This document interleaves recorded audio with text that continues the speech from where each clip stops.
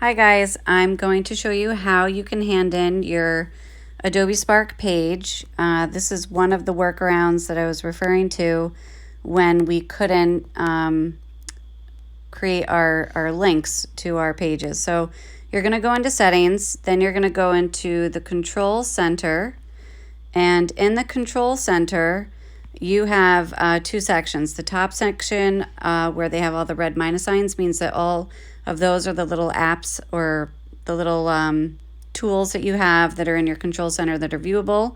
It's totally adjustable. And then underneath in the green are the things that you can add to your control center. So what you'll do is you'll find screen recording, which is this guy. If I hit minus, I could remove it, or I could add it by hitting the plus sign and it'll pop it back up there. Okay, so now it's added to my control center. And now my control center is when you pull down in the top right, this is for the iPad or iPhone, you can see that little red circle with the red dot, it's,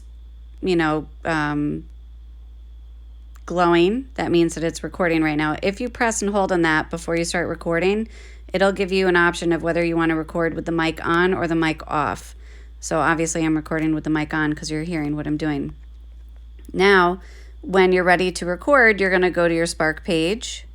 You're going to find your Spark page. I have a whole bunch of them.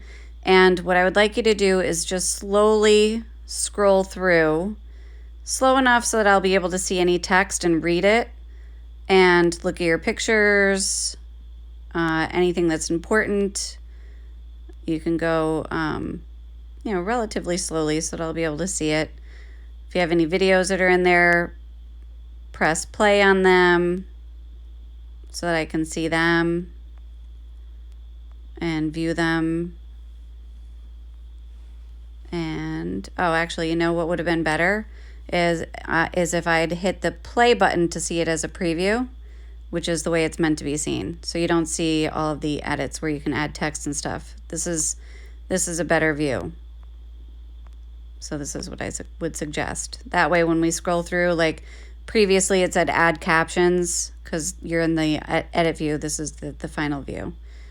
And that's it. And then when you're done, you can just tap the timer, the red timer at the top, to stop your recording. And after you stop your recording, then you would go to the Schoology app, which hopefully you have already put on your phone.